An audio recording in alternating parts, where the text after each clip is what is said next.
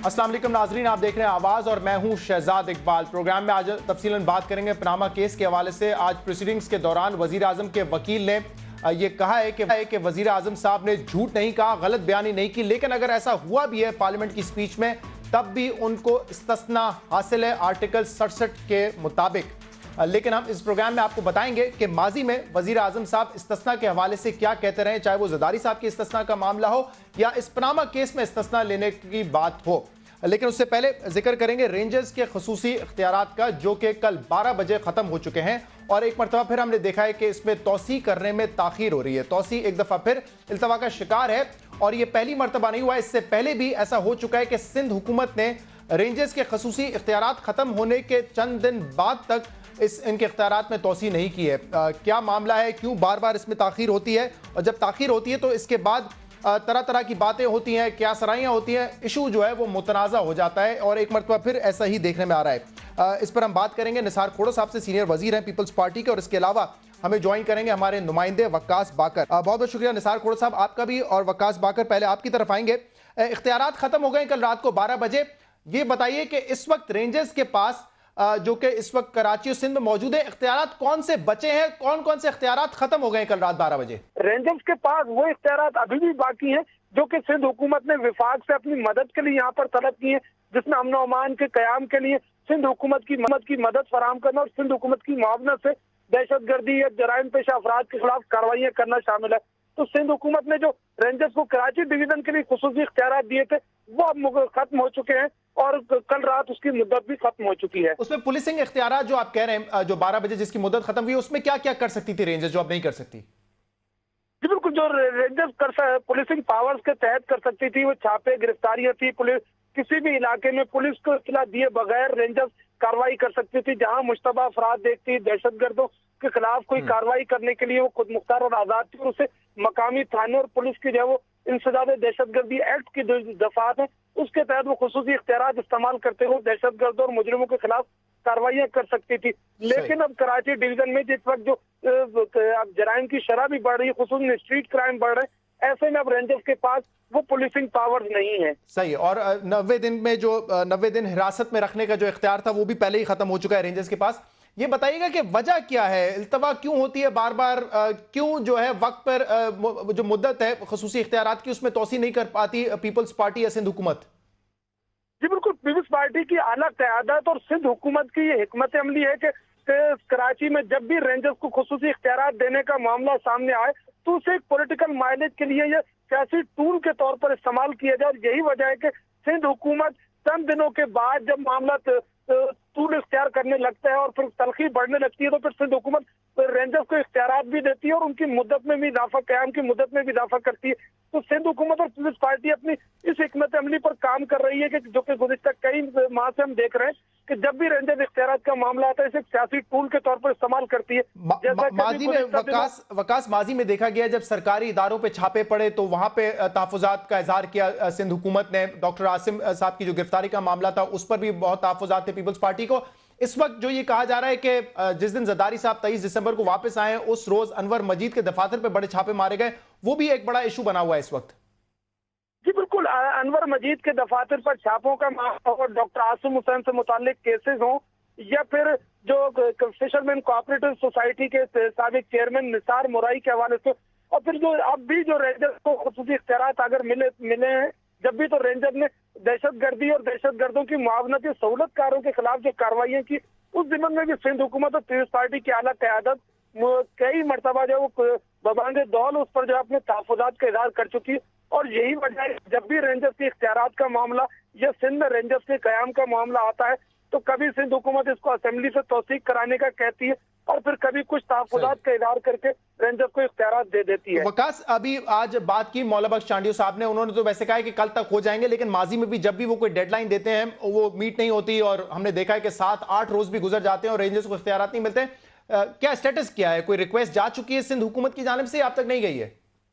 जी बिल्कुल, महकमे दाखिला ने समरी जरूर अरसाल की है, लेकिन मुशीर इत्तलात मौला बख्श चांडियो हों या आज वजीर सनत मंजूर वसान ने भी इस जब रेंजर इख्तियारात का सवाल किया तो इंतहाई मुबहम और बहुत ही मुख्तसर सा जवाब दिया, जिससे अंदाजा होता है कि सिंध हुकूमत की सिर्फ चंद एक आला शख्सियात और पीपल्स पार्टी की आला क़यादत रेंजर्स के इख्तियारात के मामले में सिर्फ जो है वो नजर रखे हुए और उस पर जो है वो फैसला साजी के इख्तियार रखती है। खुद मुशीर इत्तलात का सिर्फ मुख्तसर सा जुमला ये था कि रेंजर के इख्तियारात का मामला 1-2 रोज में हल हो जाएगा। ठीक है, बहुत बहुत शुक्रिया वकास। मुताबिक जी वकास, हमारी इत्तलात के मुताबिक सिंध पीपल्स पार्टी की एक हिकमत अमली ये भी है कि सिंध असेंबली के आइंदा इजलास में रेंजर इख्तियारात का मामला लेके आया जाए और असेंबली से इसकी तौसीक कराई जाए।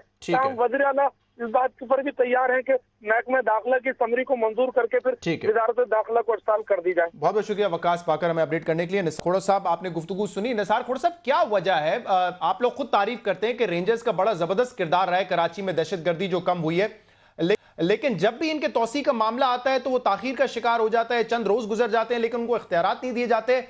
वजह क्या है, क्या रुकावट क्या है? सर, मेरी समझ में तो ये आता है कि कोई इतनी बड़ी बात नहीं है। पुलिसिंग यहाँ होती रही है और पुलिस का काम है कि वो अपने आप को और बेहतर से बेहतर करे। रेंजर्स मांगे गए थे खसूसी हालात के तहत कि ऑपरेशन हो कराची में, दहशतगर्दी और जराइम और दूसरी चीज़ों पर कंट्रोल हो सके।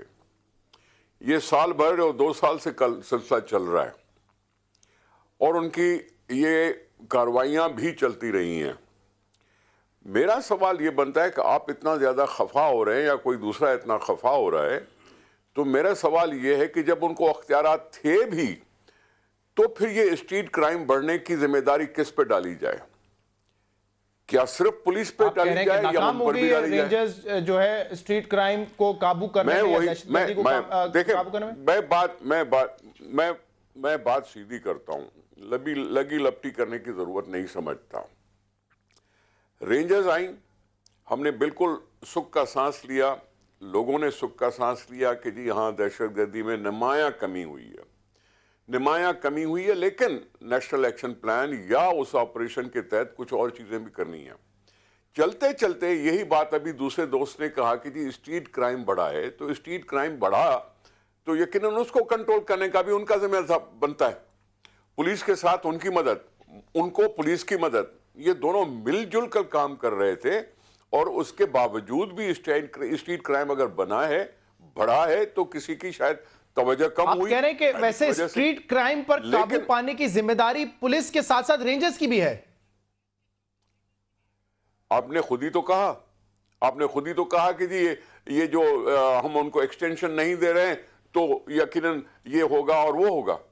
उन्होंने तो एक सूरत हाल का इस वक्त जायजा लिया कि इस वक्त जो है स्ट्रीट क्राइम में इजाफा हो रहा है। वैसे मैं पूछ रहा हूं आपसे कि क्या रेंजर्स का ये इख्तियार है, क्या ये उनकी जिम्मेदारी है कि स्ट्रीट क्राइम कम करे? जनाब आली, जब उन्होंने कहा तो मैंने भी उस पर तबसरा करना तो मुनासिब समझा ना। उन्होंने खामखा एक जवाब दे दिया कि जी स्ट्रीट क्राइम बढ़ रहा है, तो फिर मेरा सवाल तो बनता है ना कि रेंजर्स तो थे, अख्तियारात तो मिले हुए हैं, तो फिर भी स्ट्रीट क्राइम अगर बढ़ा है तो फिर दोनों की सबकी मिली जुली आती है ना जिम्मेदारी। मैंने इस अंदाज से कहा पुलिसिंग। ठीक है, तो इस वक्त आप उनकी परफॉर्मेंस को इवैल्यूएट करेंगे, ये देखेंगे कि दहशतगर्दी और स्ट्रीट क्राइम में कमी आई है या नहीं आई है, उनकी परफॉर्मेंस अच्छी है, फिर उनको तौसीह देंगे उनके खुसूसी इख्तियारात में। ये मामला इस वक्त कुछ और है, क्योंकि देखिए जब भी कुछ होता है निसार खोड़ा साहब, कोई बैकग्राउंड होता है, कभी सरकारी दफातर पे छापे जब पड़ते हैं तो उससे तहफुजात होते हैं, कभी डॉक्टर आसिम का मामला होता है। इस वक्त बैकग्राउंड ऐसा लगता है कि अनवर मजीद साहब के दफातर पे जो छापे मारे गए थे वो ताखीर का बाइस बन रहा है। मेरे साहब माफ कीजिएगा, ये था उनके जिम्मे, ये अख्तियारात में मौजूद है चीज कि कोई कार्रवाई करेंगे तो चीफ सेक्रेटरी को बताएंगे, चीफ मिनिस्टर को बताएंगे, ये था उसमें लागू। अगर किसी को बताए बगैर कोई कार्रवाई हुई है, छोटी या बड़ी, तो उनके अख्तियारात में देखना पड़ेगा कि उनको बताना चाहिए था या नहीं बताना चाहिए था। लेकिन मैं नहीं समझता कि सिंध हुकूमत ने कोई ऐसा फैसला किया है कि रेंजर्स को आगे अख्तियारात नहीं देंगे और वो रेंजर्स को अख्तियारात मिल जाएंगे। एक दिन हुआ है, इतनी कोई बड़ी बात नहीं हुई है, पुलिस भी यहां मौजूद है, रेंजर्स भी यहां मौजूद है, लेकिन वो जो ऑपरेशन है निसार खोड़ा साहब, ये बात तो समझ आती है जब आप लोगों ने इस पे एतराज किया था कि कोई किसी ओहदेदार को उठाया जाए या किसी सरकारी दफ्तर पे छापा मारा जाए तो चीफ मिनिस्टर की परमिशन जरूरी है, लेकिन एक बिजनेसमैन के घर पे अगर छापा मारा जाए और वो सिर्फ आपके पार्टी के चेयरमैन का दोस्त हो, को चेयरमैन का दोस्त हो, तो क्या उसके लिए भी परमिशन लेनी पड़ेगी सिंध के चीफ मिनिस्टर से? میں نے یہ کہا نہیں, آپ نے میرے منہ میں الفاظ ڈال رہے ہیں, میرے منہ میں آپ الفاظ. میں نے سوال انور مجید صاحب کے حوالے سے کیا تھا, تو میں سمجھا آپ نے اس کانٹیکسٹ میں جواب دیا اس کا. نہیں, میں نہیں سمجھتا ہوں میں نے ایسے جواب کوئی نہیں دیا. میں نے صرف یہی کہا تھا کہ ہاں یہ سارا چیزیں ہو رہی ہیں, آپریشن بھی جاری ہے اور ان کو اختیارات بھی تھے, اس کے باوجود بھی یہ بات آئی کہ جی اسٹریٹ کرائم بڑھ رہا ہے, جس کا چلو پولیس کے اوپر ہی ذمہ ڈال دو. لیکن یہ رینجرز کا مسئلہ کوئی اتنا بڑا نہیں ہے کہ اس کو ہم ایکسٹینشن نہیں دے رہے ہیں, دے دیں گے. جیسے مولا بخشانیو صاحب نے کہا, میں بھی وہی بات دہراؤں گا کہ ہمارے پاس ایسا کوئی ایشو نہیں آیا ہوا کہ جی رینجرز کو فردر اختیارات نہیں دیں گے یا اسمبلی تک جائیں گے. ایسی کوئی بات نہیں ہے. میں سمجھتا ہوں آج یا کل میں ایسا معاملہ حل ہو جائے گا.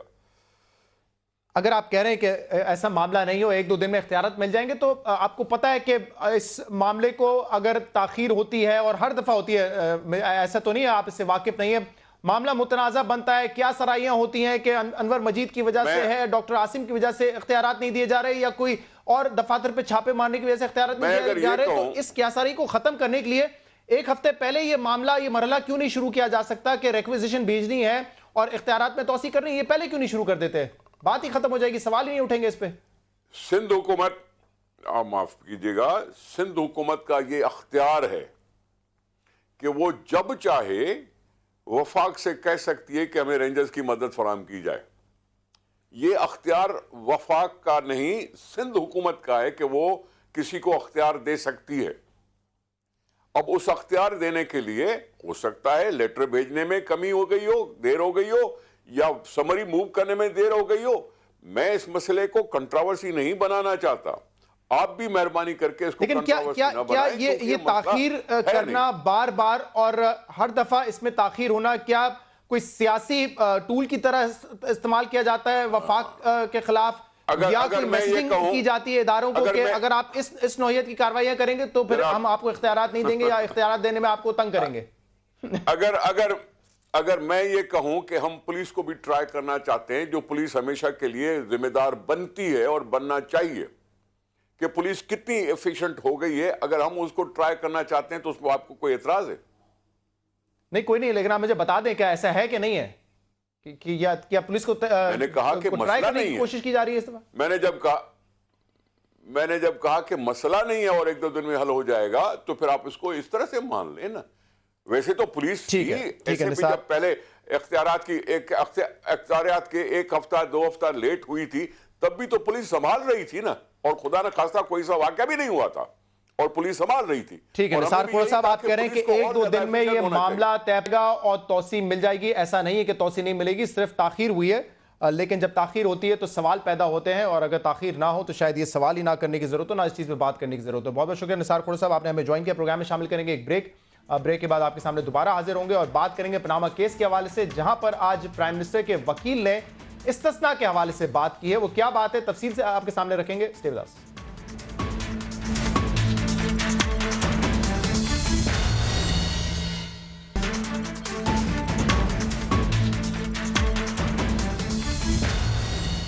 ویلکم بیک ناظرین. پروگرام میں بات کریں گے پاناما کیس کے حوالے سے. آج کی پروسیڈنگز میں ایک ہی معاملے پہ بات ہوئی ہے. وزیر اعظم کے وکیل مخدوم علی خان صاحب نے بڑا تفصیلاً یہ بتایا کہ وزیر اعظم کو آرٹیکل 62, 63 کے تحت نااہل نہیں کیا جا سکتا, کیونکہ آرٹیکل 66 وزیر اعظم کو استثناء دیتا ہے اور ہر ممبر آف دا پارلیمنٹ کو استثناء دیتا ہے, کیونکہ جو کاروائی پارلیمنٹ میں ہوئی ہے, جو اسمبلی میں ہوئی ہے, اس کو عدالت میں نہیں لایا جا سکتا. لیکن مخدوم علی خان صاحب نے یہ بھی کہا کہ ویسے وزیر اعظم صاحب نے کوئی غلط بیانی نہیں کی ہے, جو ان کا بیان پارلیمنٹ پہ تھا اس میں کوئی جھوٹ نہیں بولا گیا, اور اگر بولا بھی گیا تب بھی آرٹیکل 66 کے تحت ان کو استثناء حاصل ہے. جس پہ جسٹس اعجاز الحسن صاحب کے یہ ریمارکس تھے کہ ایک طرف آپ یہ کہتے ہیں کہ وزیر اعظم صاحب نے غلط بیانی نہیں کی, لیکن دوسری طرف آپ یہ بھی کہتے ہیں کہ انہیں استثناء حاصل ہے. تب انہوں نے مزید تفصیل سے بتایا کہ آرٹیکل 66 کے تحت کوئی بھی ایسی بات جو کہ اسمبلی میں کی گئی ہو اس کو سپریم کورٹ میں نہیں لایا جا سکتا.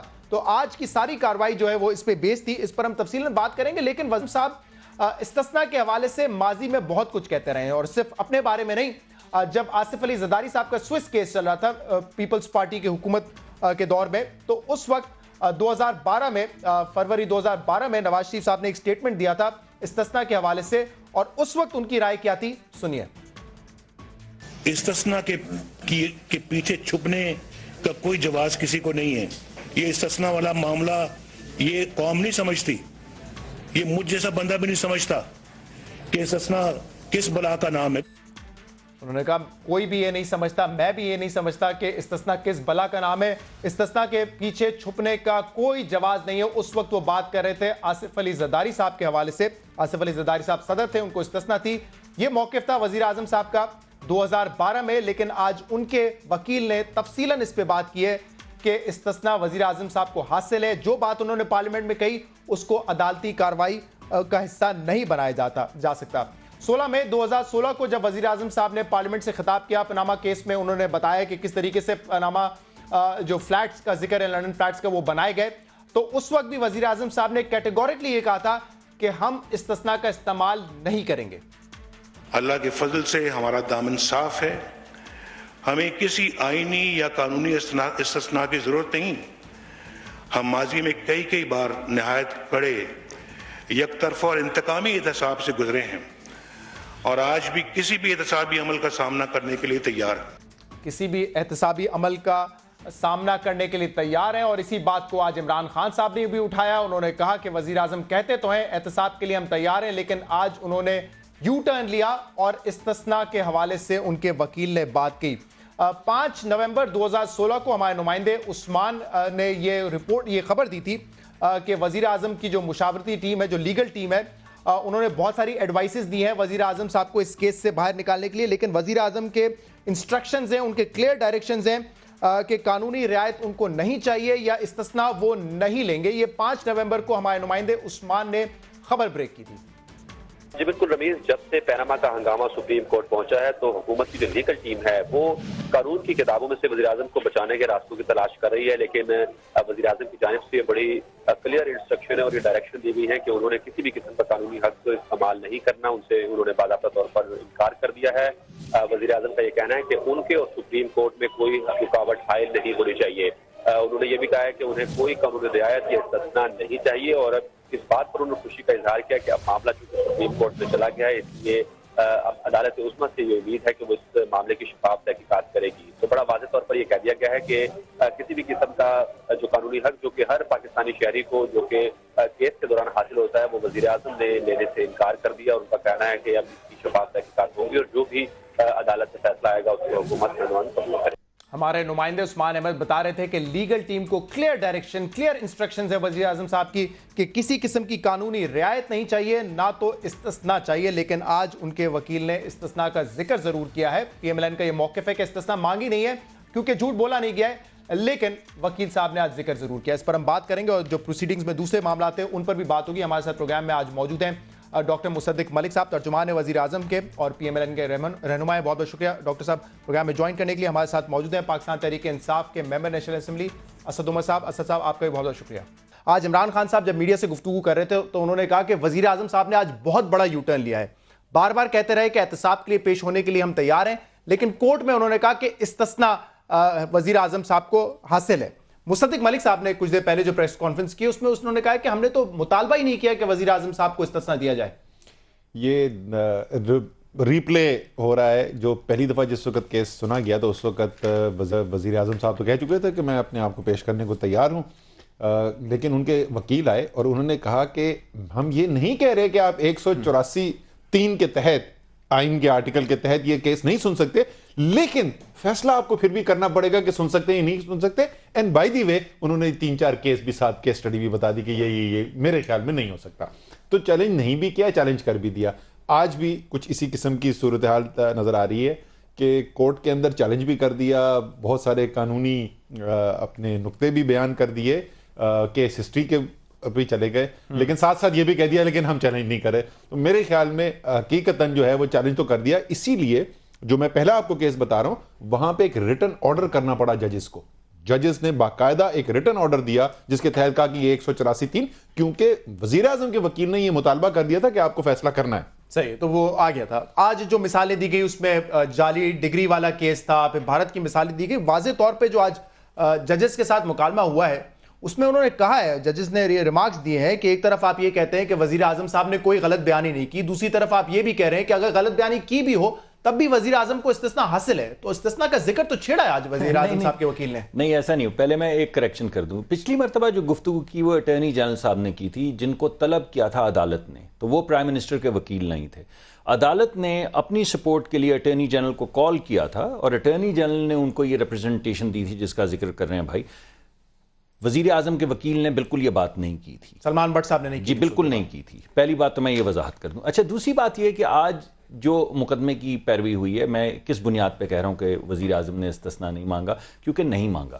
وہ یہ ہے کہ دیکھیے پاکستان کے اندر سپریم کورٹ کے بعد صرف اللہ کی عدالت میں آپ اپیل کر سکتے ہیں, اس سے اوپر کوئی عدالت نہیں ہے. اس وجہ سے سپریم کورٹ جو ہے اس کو دو معاملات دیکھنے پڑتے ہیں, ایک واقعاتی معاملات یعنی واقعاتی نکات کیا ہیں, اور دوسری چیز دیکھنی پڑتی ہے آئینی اور قانونی سچویشن کیا ہے.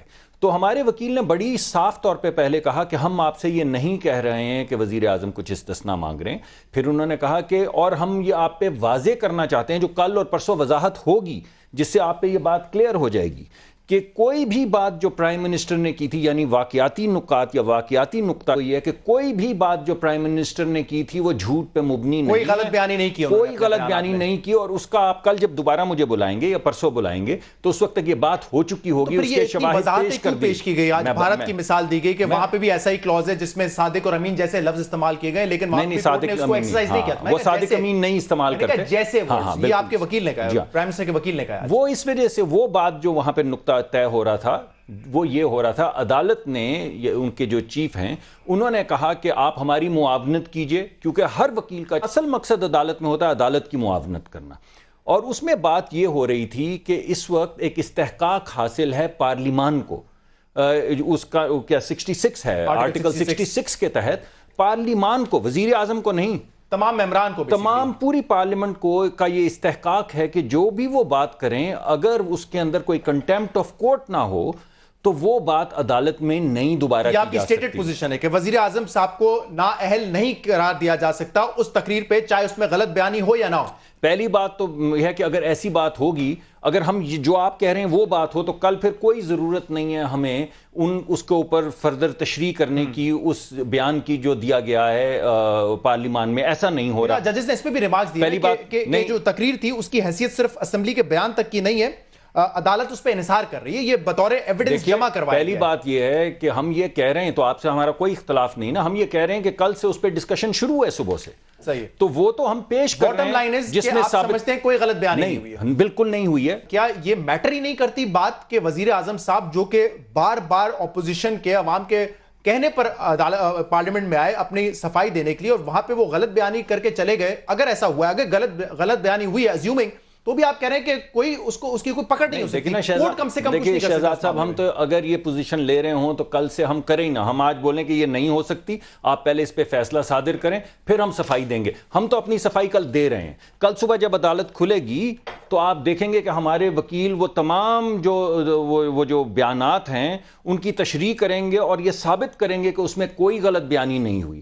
تو جب وزیر اعظم اپنے حد تک تو وضاحت دے رہے ہیں, اب سوال یہ پیدا ہوتا ہے جو آئینی نقطہ ہے جس کا جواب اسد عمر صاحب کو دینا ہے یا باقی ممبرز کو دینا ہے پارلیمنٹ کے, کہ بعد میں آنے والے وقت میں یہ اس کو کیا اس کے اوپر پوزیشن لیں گے استحقاق کے اوپر, یا ان کی اب کیا پوزیشن ہے. ایک تو یہ کہہ رہے ہیں کہ غلط بیانی تو ہوئی نہیں, وہ 2 دن میں وہ تو آپ کے سامنے آ جائے گی, ہم تو پیش کر رہے ہیں. ہر ممبر کے پاس یہ استحقاق ہے, آپ کے پاس بھی ہے کہ آپ کی کوئی بھی پارلیمنٹ کی تقریر ہو اس کو چیلنج نہیں کیا جا سکتا کورٹ میں. میرے پاس تو استحقاق آپ کے پاس, میرے پاس کیا استحقاق ہے کہ میں جھوٹ بول سکتا ہوں. میرے خیال میں تو میرے پاس یہ استحقاق نہیں ہے, اگر ہے تو مجھ سے لے لینا چاہیے واپس. آپ کی نظر میں کیا دیکھیں کہ وہ کہہ رہے ہیں 66 کو ختم کر دینا چاہیے. 2-3 چیزیں جو ہیں نا وہ اس پہ میں کاؤنٹ کرنا چاہتا ہوں. پہلی بات تو مجھے یہ آج کل وزیر اعظم کا جو دفاع ہو رہا ہے, جس طریقے سے کورٹ میں اب یہ کیس لڑا جا رہا ہے, دفاع کیا جا رہا ہے ان کا, وہ بالکل مجھے یاد آتا ہے, وہ ذہن میں جو جملہ میرے گھومتا ہے نا کہ یہ گل ساڈے تے آ گئی تو ہار ہی مان لئیے, کہ وزیر اعظم پاکستان کا دفاع ہو رہا ہے, اور وہ دفاع ہو رہا ہے اس بنیاد پہ کہ قانون کا نقطہ کیسے استعمال کر کے وزیر اعظم کو بچایا جا سکتا ہے.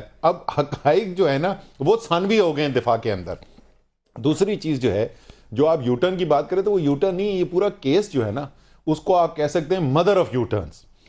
پہلے آپ نے کھڑے ہو کے کہا کہ میں اپنے آپ کو پیش کرنے کے لیے تیار ہوں. اس کے بعد اشتر اوصاف کس کے وکیل ہیں اور کس کی صفائی پیش کرتے ہیں وہ مجھے بتانے کی ضرورت نہیں, وہ قوم خود فیصلہ کر لے گی کہ اشتر اوصاف کس کی کرتے. اور بائی دی وے اگر کورٹ نے بلایا تھا, یہ ہم نے اس وقت ایشو ریز کیا تھا, یہ میرے لیے نیوز ہے کہ کورٹ کے کہنے پہ صرف ایک دن ان کو کورٹ نے بلایا اور اگلے دن سے کورٹ نے کہہ دیا آپ کو آنے کی ضرورت نہیں. ابتدا تھی کیونکہ جب ہم نے اعتراض کیا تھا, جب ہم نے ان کے آنے پہ اعتراض کیا تھا, وہ تو سیاسی اعتراض تھا نا, وہ تو قانونی نہیں تھا, تو اس کے اگلے دن سے انہوں نے آنا چھوڑ دیا تھا. سو میرے خیال میں کورٹ کے کہنے پہ نہیں آئے تھے, وہ خود آئے تھے وہاں پر. آپ کی نظر میں تشریح کیا ہے ویسے؟ کوئی بھی اسٹیٹمنٹ پارلیمنٹ میں دیا جائے, اگر آرٹیکل 66 اتنا کلیئر ہے جتنا یہ کہہ رہے ہیں, تو پھر تو واقعی اگر انہوں نے غلط بیانی کی بھی ہے, لیٹس اسیومنگ, تو پھر وہ چیلنج تو نہیں ہو سکتی, یا ہو سکتی ہے. لیکن ہم تو دے رہے ہیں کل اس کی تشریح. دیکھیں دو تشریح دے رہے ہیں, بالکل واضح کر رہے ہیں کہ کوئی غلط بیانی نہیں ہوئی. اس کو کہنے کی کوشش یہ کی جا رہی ہے کہ دورہ دفاع بنایا جائے, ایک حقائق کے اوپر کوشش کی جائے جواب دینے کی, یہ ثابت کرنے کی کوشش کی جائے جو کہ واضح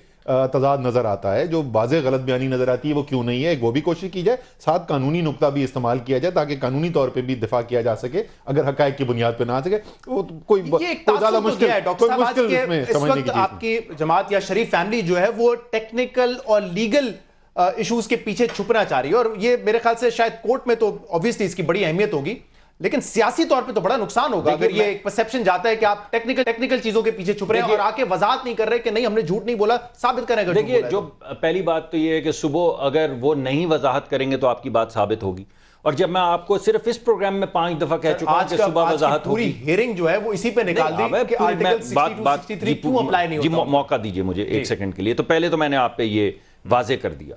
دوسری بات یہ ہے کہ یہ کچھ عجیب سا معاملہ ہو گیا ہے, جو طریقہ کار پی ٹی آئی نے اپنایا ہے وہ قانونی نہیں ہے. وہ سمجھتے ہیں قانون ایک بری چیز ہے, یعنی اگر کوئی قانونی نقطہ اٹھایا جائے تو یہ اصل میں ایک بری چیز ہے, اور میں سمجھتا ہوں کہ اس سے زیادہ نقصان لوگوں کے اذہان کے اندر قانون کے متعلق اور آئین کے متعلق نہیں پھیلایا جا سکتا. قانون بری چیز نہیں ہے, قانونی نقطہ بری چیز نہیں ہے.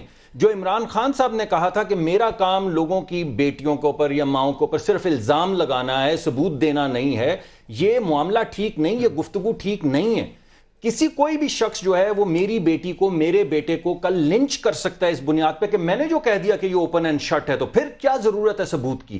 تو اب جو بات ہے وہ قانون اور ثبوت پہ ہو رہی ہے, اور یہ جو گھبراہٹ آپ کو نظر آ رہی ہے عدالت کے اندر پی ٹی آئی کی طرف سے, اس کی وجہ یہ ہے کہ ثبوت اور قانون کی وہ بات نہیں کرنا چاہتے. وہ کہتے ہیں ہم صرف الزام لگائیں گے, ہم نے جو کہہ دیا کہ یہ تضاد ہے, تو اب اس سے آگے پھر بات کیا ہے, آپ کیوں قانونی نقطہ اٹھا رہے ہیں؟ کیونکہ اسد صاحب یہ کیس اب جو ہے کہیں صرف ٹاک شو پہ یا جلسوں میں نہیں لڑا جا رہا ہے, اب عدالت میں لڑا جائے گا تو قانونی نکات لائیں گے. مثال کے طور پہ اگر عمران خان صاحب کے خلاف کوئی نااہلی کی درخواست جاتی ہے الیکشن کمیشن میں, یا پارٹی کے خلاف جاتی ہے فورن فنڈنگ کے علاوہ حوالے سے, تو وہاں پہ آپ کے وکلا بھی قانونی پوائنٹس اٹھاتے ہیں نا. دیکھیں نہیں, عمران خان والا جو تھا وہ صرف نااہلی کے جو کیس تھا اس کے اوپر قانونی پوائنٹس نہیں اٹھائے گئے تھے. عمران خان نے سامنے تمام دستاویزات رکھی. میں حیدر پوچھ چکا ہوں, عمران خان بھی ایک اچھے بڑے لیڈر ہیں, سیاسی لیڈر, ان کے خلاف بھی کیس جو ہے وہ سپریم کورٹ میں بھی, الیکشن کمیشن میں بھی ہے. کبھی ہمیں دیکھا ہے ہم بیٹھ کے ڈیفینڈ کر رہے ہوں, لمبی ہم پریس کانفرنسیں کر رہے ہوں, اس لیے ضرورت نہیں پڑی کہ جو دستاویزات ریکوائرڈ تھی نا ان کا دفاع کرنے کے لیے, وہ عمران خان نے لا کے سامنے رکھ دی. صرف ایک دستاویز تحریک انصاف کی تمام کورٹ پروسیڈنگ, تمام سیاسی جو تقاریر ہیں, ٹاک شوز ہیں, ان کی دھجیاں اڑا سکتا تھا. صرف لا کے دکھانی ہے. آج جو الیکشن کمیشن میں کیس چل رہا تھا جس پہ آپ کے وکیل نے پھر معافی مانگی عمران خان صاحب کے, وہ 2 سال سے ہے. فورن فنڈنگ وہاں پر بھی بتا دیں کہ کس طریقے سے لی تھی یا نہیں لی تھی, بات ختم ہو جائے گی. 2 سال سے پینڈنگ. وہاں پہ یہ نہیں کہہ رہے کہ ہم نہیں بتائیں گے, وہاں پہ ہم یہ بتا رہے ہیں کہ ہم ہر سال دیتے ہیں آڈیٹڈ رپورٹس, آپ ہی کے پاس الیکشن کمیشن میں جمع کرائی جاتی ہیں, آپ کو دے چکے ہیں انفارمیشن. بٹ لیکن واپس اس کے اوپر آ رہے ہیں, قانون جو ہے وہ بری چیز ہے. یہ ہم نے کب کہا قانون بری چیز ہے؟ ہم مکمل کریں نا. دیکھیں ہم جو ہے قانون کے مطابق ابھی تک جو رولنگ آئی ہے قانونی نقطے کے اوپر, صرف ایک رولنگ آئی ہے, وہ تحریک انصاف کے موقف کے حق میں آئی ہے. 184(3) کے تحت یہ کیس بنتا ہے, اس کو سنا جائے گا. واحد جو قانونی نقطہ ابھی تک ہوا ہے, تو ایسا نہیں ہے ہم قانونی نقطے نہیں دے رہے, ثبوت ایسا نہیں ہم نہیں دے رہے. بی بی سی کی جو ڈاکیومنٹری ہے, اس کی دھوم مچی ہوئی ہے سارے پاکستان کے اندر, اس میں جتنی بھی دستاویزات دکھائی گئی ہیں اوریجنلز نکلوا کے تحریک انصاف نے لندن کے ریکارڈ سے سپریم کورٹ میں جمع کروائی نہیں ہے. پروگرام میں شامل کریں گے ایک بریک کے بعد آپ کے سامنے پھر حاضر ہوں.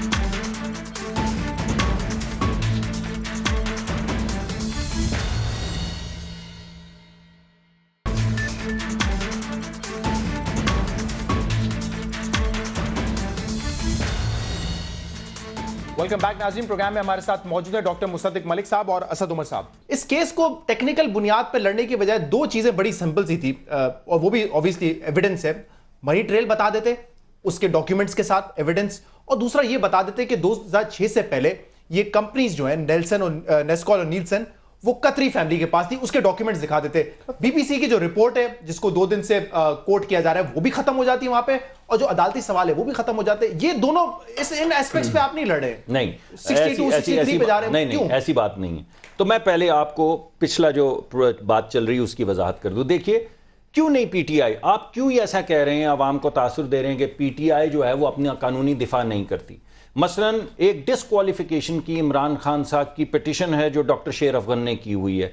वो सीता वाइट एक कैलिफोर्निया का केस है, सीता वाइट, उसके अंदर जो भी जवाब निकला, जो भी अदालत ने फैसला सादिर किया, उस बुनियाद पे शेर अफगन साहब ने कहा कि इनको डिस्क्वालीफाई कर दिया जाए।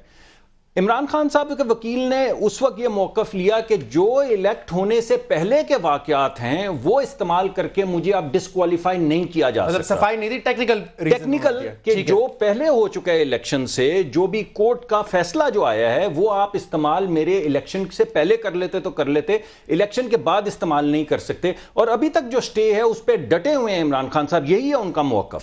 जबकि वजीर आजम को वो कह रहे हैं कि 1970 से लेकर तमाम मनी ट्रेल्स वो दिखाएं और उनके वालिद का जो कारोबार है उनके कागजात भी जमा करवाएं। अब एक मिनट ठहर जाइए, वो दिखाएंगे ना आप जी। और मैं अब कह रहे हैं कि यही बात मैं कहने लगा था, आपने मेरे मुंह की छीन ली कि आप जरा इंतजार तो करें।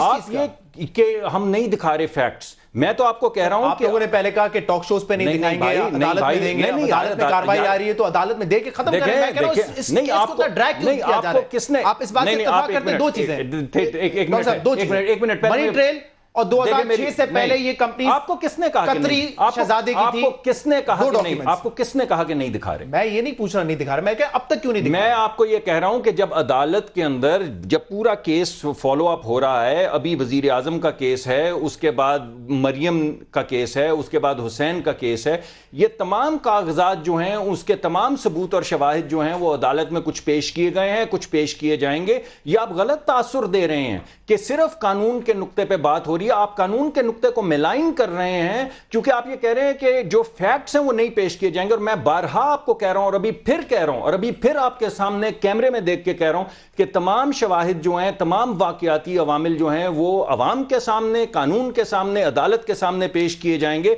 तो आप ये तासुर मत दें, ये गलत तासुर है। ये दोनों चीजें दे देते हैं, मेरे ख्याल से इसको अगर सिंप्लीफाई करना है एक आम आदमी के लिए तो ये मनी ट्रेल अगर दे देते कि पैसा कहां से आया और अपार्टमेंट्स उन पैसे से कैसे खरीदे गए, और 2006 से पहले ये कतरी शहजादे की प्रॉपर्टी थी, हमने ये डॉक्यूमेंट्स के जरिए साबित कर दिया, आपका केस उड़ गया, फिर खत्म।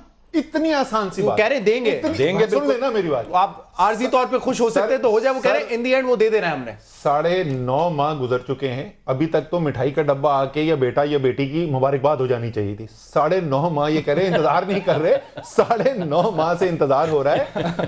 इससे मैं तबसरा नहीं करूंगा, आपसे इत्तेफाक ही हो सकता है, मैं तबसरा नहीं करूंगा। आपके जनाब पहली दफा ये केस सुप्रीम कोर्ट में नहीं सुना जा रहा, ये दूसरी दफा के केस सुना जा रहा है। वजीर आजम के वकील अपना दिफा मुकम्मल कर चुके थे पहले केस में। नहीं, नॉट ट्रू। सलमान कंप्लीटेड है, एक घंटा दिया, उनके बच्चों के बाकी थे, उनका तो दिफा मुकम्मल हो चुका था वजीर आजम का। अच्छा, सच जहां तक के सबूत दिखाए जाएंगे, सच इसमें कोई शक नहीं है कि सबूत और सच दिखाया गया। पहला सच आया वजीर आजम साहब की पहली कौम से खिताब के अंदर, फिर चंद दिन के बाद उस सच को बदल दिया गया वजीर आजम के दूसरे खिताब से जो कौम के साथ किया गया, फिर पार्लियामान के अंदर जो है एक तीसरा सच आ गया, फिर जब वजीर आजम ने अपने कागजात जमा कराए अपने सुप्रीम कोर्ट के अंदर तो एक चौथा सच आ गया, और उसके बाद कतरी शहजादे की शक्ल में 5वां खत आ गया। तो कल हो सकता है छठा एक नया खत आ जाए, बिल्कुल हम उसका जरूर इंतजार करेंगे। कल देख लेते छठा सच क्या निकलता है। ये है कि शायद जब, क्योंकि ये कहते हैं कि वजीर आजम साहब तो नाम ही है पनामा में, बच्चों का नाम है वहां पे, तो जब बच्चों का वकील दिफा करेगा, मुझे भी जरा मौका दीजिएगा तो तब ये शवाहिद सामने दिए जाएंगे। देखिए मैं बताऊं, अब मुझे भी जरा इनका काउंटर आर्गुमेंट देने दें। इन्होंने कहा कि यहां पे चोरी की गई, यहां पे रिश्वत सितानी की गई और पैसा यहां से बाहर भेजा गया मनी लॉन्ड्रिंग के जरिए, पहले इन्होंने ये कहा। تو انہوں نے دکھایا کہ گلف سٹیل جو ہے یہ اس کے کاغذات ہیں، یہ کاغذات ہیں کمپنی کی زمین کے، یہ اس کی یوٹیلیٹیز کے ہیں، یہ وہ 2 بینک ہیں جن سے قرضہ لیا گیا ہے اور یہ فیکٹری لگائی گئی ہے. تو وہ بات ختم ہو گئی. آخر میں انہوں نے یہ کہا وہ ڈاکیومنٹس دیے آپ کی بات کہ لون لیا ہے بینک نے، لون دیا ہے، ڈاکیومنٹس ہیں. جی ذرا آگے بھی سن لیجئے. اس کے بعد انہوں نے کہا کہ یہ جو آپ نے لکھا ہے کہ 12 ملین، تو وہ بات ختم ہوئی. تو کہا 12 ملین درہم جو ہیں وہ آپ کو ملے ہی نہیں ہے، ایک نقصان کرنے والی کمپنی سے کیسے مل سکتے ہیں؟ تو کاغذ جمع کروائے گئے جس میں بتایا گیا کہ نہ صرف 12 ملین درہم نیٹ ملے ہیں بلکہ المشرق بینک کا کاغذ ہے جو کہتا ہے کہ اگر اس کے مالک نے نہ دیے تو اس بینک سے آپ اس شیڈیول کے تحت وہ وڈرا کر سکتے ہیں. تو وہ بات ختم ہو گئی. اس سے ہٹے یہ تو انہوں نے آخر میں 62-63 لگا دی. نہیں ایک اور بھی انہوں نے نقطہ اٹھایا کہ 34 ملین آپ نے حدیبیہ پیپر میں کیسے پے کیے وہ بتائیں. وہ ابھی سارا کچھ بتائیں گے، لیکن جو میں 99 کی بات ہے، ہر چیز 99 کی بات نہیں کر رہے ہیں. 34 ملین وہ بھی میں آپ کو بتا. اچھا یہ بتائیں آپ کے پاس کوئی ثبوت ہے 34 ملین کا؟ کہاں لکھا ہوا ہے؟ دکھائیے، بتائیے اسد صاحب، بتائیے کہاں لکھا ہے. نہیں پہلے مکمل کر لینے دیجیے. وہاں سے یہ ہٹے اور پھر انہوں نے کہا کہ جناب یہ جو $3.5 ملین ہیں یہ آپ نے انویسٹ ہی نہیں کیے. یعنی ہٹتے ہٹتے اپنے موقف سے آخر میں ان کے وکیل نے فائنل جو پیش کی ہے، استدعا کی ہے عدالت کو، یہ کہ 62-63 کے اندر نااہل کر دیں. بار بار آج فواد چودھری صاحب بھی کہہ رہے تھے بتا دیں کہ وہ کیسے کہاں ہے، کدھر ہے وہ کاغذ؟ دکھائیے 34 ملین کا. اب ذرا جواب سن لیجئے. گل سے ہمارا موقف میں ایک رتی برابر فرق نہیں ہے. صرف فرق یہ ہے کہ ہمارا موقف جس بارے میں ہوتا ہے وہ جھوٹ ان کا بدلتا رہتا ہے، تو ہر دفعہ نئی جھوٹ کی بات کرنی پڑتی ہے. گلف سٹیل کی وزیر اعظم نے فلور آف دا ہاؤس پہ، وہ فلور آف دا ہاؤس پہ جس سے اب وہ بچنا چاہتے ہیں یہ کہہ کے کہ 66 کے تحت مجھے استثناء حاصل ہے، 33 ملین درہم. ابھی ریپیٹ دوبارہ دیکھ لیں اسپیچ. 33 ملین درہم ملے. جب ڈاکیومنٹ جمع کرائے تو پتا چلا 33 ملین میں سے پہلی دفعہ میں 21 ملین ملے. 100% پیسہ بینک کو دے دیا گیا، لون پے آف کیا گیا. 6 ملین درہم پھر بھی کم تھا بینک کا، ابھی 6 ملین باقی 25%. اور 14 ملین جو ہے وہ یوٹیلیٹیز کے باقی تھے. 14 ملین یوٹیلیٹیز کے، 6 ملین بینک کے. اس کے بعد 12 ملین درہم کی بیچی گئی، 20 ملین کی لائبلٹیز تھیں. جس یہ بینک گارنٹی کا ذکر کر رہے ہیں ڈاکٹر صاحب میری پچ کے اوپر آ گئے. جس بینک گارنٹی کی بات کر رہے ہیں وہ بینک گارنٹی ایشو ہی اس لیے کروائی جاتی ہے کیونکہ پیمنٹ نہیں ہوئی. اگر پیمنٹ ہو جائے تو پھر بینک گارنٹی کی ضرورت کیوں پڑے؟ ایک بات کا مجھے جواب دیں. بی بی سی کی جو رپورٹ آئی ہے اس پہ آپ کیوں بار بار اس کی بات کریں؟ اس میں کون سی ایسی نئی چیزیں جو کہ پہلے حسین نواز نے نہیں بتائی یا شریف فیملی نے اس چیز پہ بات نہیں کی ہے؟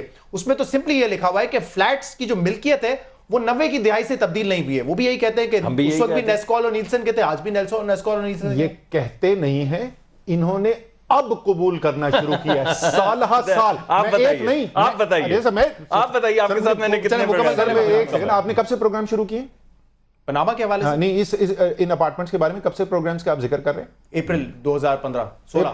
اپریل 2016 جی. ان اپارٹمنٹس کے بارے میں سوال پچھلے 20 سال سے اٹھ رہے ہیں. میں نہیں کہہ رہا، چودھری نثار کا کلپ اٹھا کے دیکھ لیں 2012 کا. وہ یہ کہہ رہے ہیں کہ 18 سال سے سوال پوچھے جا رہے ہیں. ایف آئی اے کی رپورٹ کے اندر ان اپارٹمنٹس کا ذکر ہے.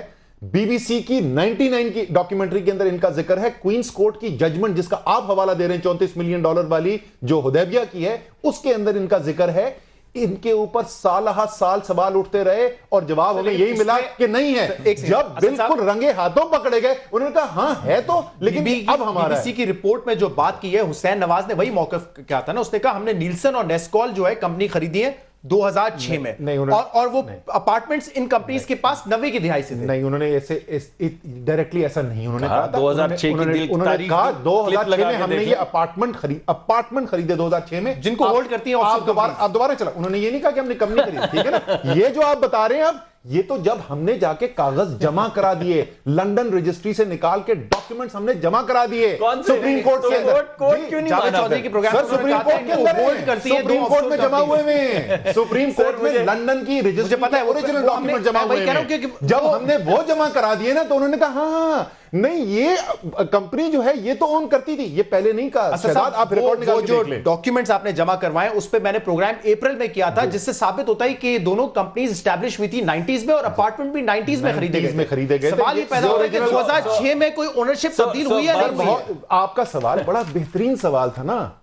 غلط ہے نا, یہ 2006 میں خریدے تھے نا یار, ایک کاغذ دکھانا ہے. تو دکھا تو رہے 2006 کی پرچیز کا ایک ڈاکیومنٹ قطری شہزادے کے تھے, 2006 سے پہلے یہ کمپنی قطری شہزادے کی تھی. بات ختم. آخری بات, نہ 9.5 ماہ میں بیٹا ہوا نہ بیٹی ہوئی, اسی کی مٹھائی کھلانے دیں یار, دکھا دیں کاغذ. نہیں بیٹی ہوئی. لاسٹ دیکھیے میری بات سنیں, ہم نے یہ کہا کہ یہ اپارٹمنٹ 1990s کے ہیں, نیسکول اور نیلسن کی ملکیت میں. بی بی سی کی رپورٹ نے بھی یہی کہا.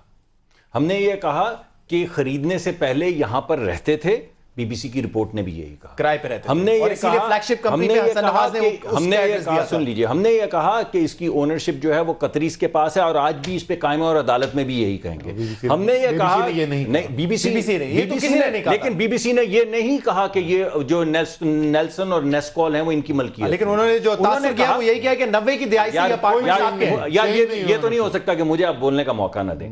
جب ایک ہی بات بی بی سی کہہ رہی ہے کہ 90s کے اندر نیسکول اور نیلسن اون کرتی تھی, اور ہم بھی کہہ رہے ہیں, جب ہم بھی آپ کو بتا رہے ہیں کہ اس سے پہلے ہم وہاں پہ رہتے تھے, اور وہ بھی یہی کہہ رہے ہیں, اور جب ہم آپ کو کہہ رہے ہیں کہ ہم ثبوت پیش کریں گے کہ 2006 کے اندر یہ اپارٹمنٹ نیلسن اور نیسکول خریدے گئے تھے, تو اس میں نئی انفارمیشن کیا ہے؟ ٹھیک ہے, لاسٹ سر, تحریک انصاف نے جو تمام ثبوت دیے, ان تمام ثبوت کو ان تمام سپریم کورٹ میں, سر یہ سپریم کورٹ میں جمع ہوئے ہیں, وہ کیوں کہتے ہیں؟ اور بی بی سی تمام ثبوتوں کو بی بی سی نے انڈورس کر. آپ یہ بتائیے کہ وہ جو ثبوت جمع ہوئے ہیں وہ عدالت کیوں کہہ رہی ہے اس میں پکوڑے بیچے جائیں؟ پھر انہوں نے بالکل بھی یہ نہیں کہا, انہوں نے بالکل بھی یہ نہیں کہا, بالکل بھی یہ نہیں کہا. سامنے آ جائے گا, یہ آپ کورٹ کو بالکل غلط مسکوٹ کریں, کورٹ نے بالکل یہ نہیں کہا. دن میں سامنے آ جائے گا جو بھی نتیجہ ہوگا. بہت بہت اگر آپ نے ثبوت دیا ملک صاحب, آپ کا بہت بہت شکریہ. مصدق ملک صاحب کا کہنا ہے کہ آرٹیکل 66 کے پیچھے نہیں چھپ رہے, 2 دن میں یہ ثابت کر دیں گے کہ کسی قسم کی غلط بیانی نواز شریف صاحب نے اپنے بیان میں نہیں کی.